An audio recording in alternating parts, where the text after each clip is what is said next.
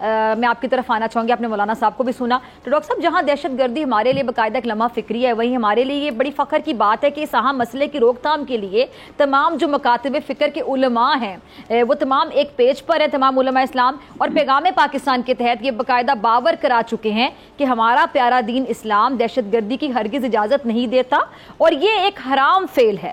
آپ کا اس پر کیا موقف ہے؟ بسم اللہ الرحمن الرحیم. ڈاکٹر فضا خان صاحبہ, بہت شکریہ آپ کا, اور آپ کی ابتدائی گفتگو نے یقیناً مجھے بہت متاثر کیا. اللہ پاک برکت عطا فرمائے. یقیناً آپ نے بالکل درست فرمایا. بہت شکریہ. اسلام بنیادی طور پر ایک سلامتی کا پیغام دیتا ہے, ایمان امن کا پیغام دیتا ہے, اور جس طرح اسلام کے نام سے ظاہر ہے کہ اسلام سلامتی سے ہی نکلا ہے. دو مسلمان جب آپس میں شروع میں ملتے ہیں تو ایک دوسرے کو گریٹ کرتے ہیں السلام علیکم سے. السلام علیکم کا مطلب کیا ہے؟ اس کا مطلب ہے آپس کا ایک بائی لیٹرل کانٹریکٹ ہے, آپس کا ایک باہمی معاہدہ ہے کہ میرے شر سے تم محفوظ رہو گے, میری طرف سے تمہیں سلامتی ہے, میری طرف سے تمہیں کوئی خطرہ نہیں ہے. جس کے جواب میں سامنے والا بھی کہتا ہے وعلیکم السلام, کہ میرے شر سے تم بھی سلامت رہو گے, میری طرف سے تمہاری عزت, تمہاری جان, تمہارا مال, تمہاری آبرو, یہ سب کچھ محفوظ رہے گی. روزانہ کئی بار ہم یہ کانٹیکٹ کرتے رہتے ہیں ایک دوسرے کے ساتھ. تو جس مذہب کا بنیادی گریٹنگز ہی اس معاہدہ ہو, کانٹریکٹ ہو ایک سلامتی کا, وہ دہشت گردی کی تعلیم کیسے دے سکتا ہے؟ جو مذہب یعنی جنت میں بھی لا يسمعون فیہا لغوا الا سلاما, جنت میں بھی یعنی ان کی گفتگو سلامتی والی ہوگی. تو جس طرح جنت میں ایک دوسرے کے شر سے محفوظ رہیں گے, دنیا میں بھی وہ کانٹیکٹ کرتے ہیں. یہ ہے ہمارا اسلام.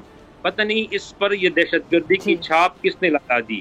الحمدللہ علماء کرام کی باہمی کوششوں سے, ان کی کاوشوں سے ایک پیج پر آ کر انہوں نے جو قومی بیانیہ دیا ہے, ایک نیشنل نیریٹو بنا دیا ہے پیغام پاکستان کے نام پر, یہ ایک بہت بڑی دولت اور بہت بڑا سورس ہمارے پاس لگا ہے کہ دنیا بھر کو اپنا نیشنل نیریٹو بتانے کا کہ یہ اسلام ہے اور یہ پاکستان ہے. جو الزامات اسلام پر لگ رہے ہیں دہشت گردی کے اور انتہا پسندی کے, اور اسی کے ذیل میں پاکستان چونکہ اسلام کے نام پر بنا ہے, تو پاکستان پر بھی اسی کے ذیل میں جو الزامات لگ رہے ہیں دہشت گردی کے اور انتہا پسندی کے, یہ پیغام پاکستان اس کا بھرپور طریقے سے جواب ہے. اس کے تحت پاکستان ایک اسلامی نظریاتی ملک ہے, اور پاکستان کا آئین تمام شہریوں کو بنیادی حقوق کی ضمانت دیتا ہے. ریاست پاکستان ان بنیادی حقوق کی فراہمی کو یقینی بنانے کے لیے ہر وقت کوشاں ہے. پچھلی 2 دہائیوں سے پاکستان جس دور سے گزر رہا ہے اور جو دہشت گردی کے واقعات کا یہ سامنا کر رہا ہے, 2001 سے لے کر اور 2022 تک پاکستان نے 83,000 جانوں کی قربانی دی اور 35 کھرب روپے کا مالی نقصان اٹھایا. ان رویوں میں اضافہ ہوا, اور اسلام کے نام پر جو غیر اسلامی عناصر ہیں, دشمن عناصر ہیں, وہ اس کو ہائی لائٹ کر کے اسلام اور پاکستان کے خلاف کارروائی کرنا چاہتے ہیں. تو ان کو یہ پاکستان ایک بہترین ان کا جواب ہے. اب ہمیں کرنا کیا چاہیے کہ پیغام پاکستان کو پروپیگیٹ کرنا چاہیے. اس کے جو مین ایشوز ہیں جس کی طرف مولانا عبدالخبیر آزاد صاحب نے بھی اشارہ فرمایا, آپ نے بھی اپنی گفتگو میں اس کا ذکر کیا, اس کو باقاعدہ طور پر ہمیں اس کی جو اویئرنیس اسکیم ہے اس پر بات کرنی چاہیے. اپنے تعلیمی اداروں میں, اپنے سرکاری اداروں میں, نیم سرکاری اداروں میں اور پرائیویٹ اداروں میں اس کی بھرپور ترویج کرنی چاہیے.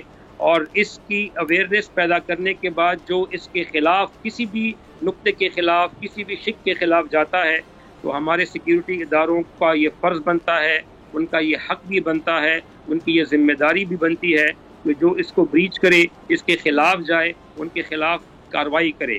دیکھیں, یہ امن ایک بنیادی اکائی ہے کسی بھی معاشرے کی, کسی بھی قوم کی ترقی کے لیے.